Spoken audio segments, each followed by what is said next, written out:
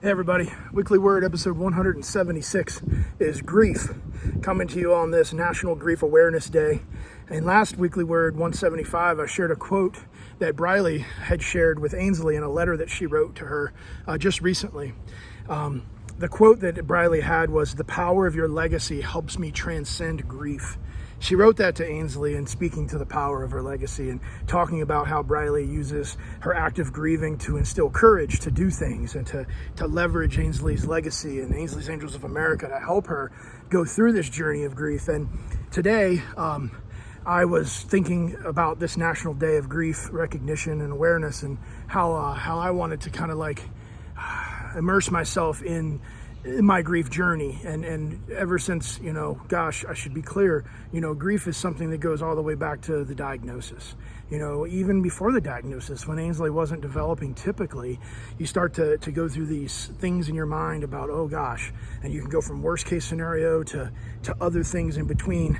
And ultimately it's the lack of development and then the diagnosis and then watching all of her skills decline over time, and then of course her death. All of those things individually should be and can be grieved, just like everyone who has lost someone in their lives or lost something in their lives. Sometimes grief isn't just about the people who are near and dear to us that die. Grief is so much larger than that and can extend to things, whether it's a parent, an aunt, a best friend, a coworker. Maybe you lost something that was near and dear to you, and you might be like, my gosh, how can you compare like items and things and material items to life? Well, because grief is grief. And yes, some might argue that there's different degrees of it, but at the end of the day, we as humans, we grieve. And our grief can be internal and and quiet. It can be internal and loud. It can be loud and external. It doesn't matter. What matters is that we do grieve, and that the way that we grieve is healthy as soon as it can be. That's to say that sometimes our grief journey can include things that are not healthy. It can find ourselves getting addicted to habits and to things that may not be all that beautiful for us. I know that whenever Ainsley passed away, I leaned into my run streak, running every single day for 1,492 days until it got to the point where I couldn't do it anymore because I had diverticulitis and my run streak had to stop. And then I grieved that the run streak stopped. I grieved the fact that Ainsley wasn't there. That I grieved the fact that maybe I let her down by allowing my diet to get me to a point where I got diverticulitis. And you can see the cycle that we can go on. I know after my mom died in October of 2021 now, is that right? 2021? Gosh, man, it's amazing how time goes. It was 2022. Either way, the point is that sometimes our grief can even strip us of the things we're good at, like keeping track of dates and time. But what I was going to say about when my mom passed away, I remember being able to grieve, I think, her dying and her preparation to die. I felt like I was doing that with her when I was bedside and holding her hand and telling her stories, things that were making us both smile. And of course, as the week went on and she passed away and eventually we had her funeral, I felt like I wasn't grieving her at the funeral because I was wrapped up with all types of other things that were in my mind that continue to this day. And so sometimes you have to pause and say, did I ever even actively grieve a thing, a person? You think about those people and those things that have gone before us and things we've lost. Did I grieve it? Did I grieve it or that or her or him? Did I actually grieve it? Because if you don't, that stuff can get just pent up inside and you can't release that. So the idea of magic, which I talked about in Weekly Word 31, my active grieving instills courage.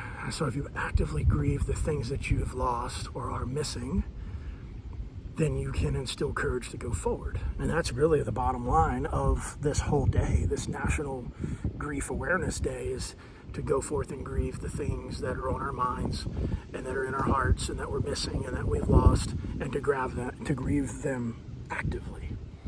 My active grieving instills courage. National Grief Awareness Day. I went out today and I ran 1 mile timed, and I have to say that I've been doing that now for over 2 months every week. And I leaned into my run today. I leaned into it with my grief on this National Grief Awareness Day.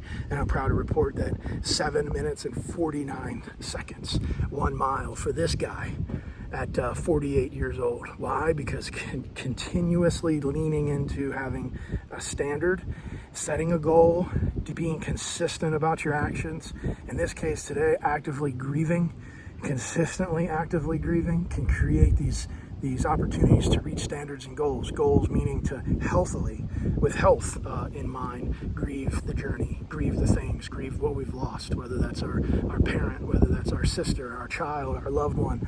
You know, maybe you used to have an addiction, and sometimes you grieve that addiction. And that might sound silly to you, but like if you've ever been addicted to tobacco, or maybe you've been addicted to caffeine, or to TV, or to whatever, and then when you remove that from your life, you've lost it. And in losing it, it can create this grief within, just like losing a loved one or a person. And you're like, man, you can't compare life to caffeine. And I say, yeah, I can.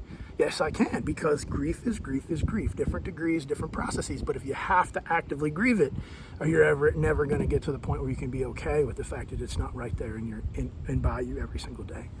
Weekly Word 176 is over 6 minutes long. Why? Because I'm on a roll. I want to roll with this thing of grief and how important it is to actively grieve. All right. Wishing you well in your grieving journey.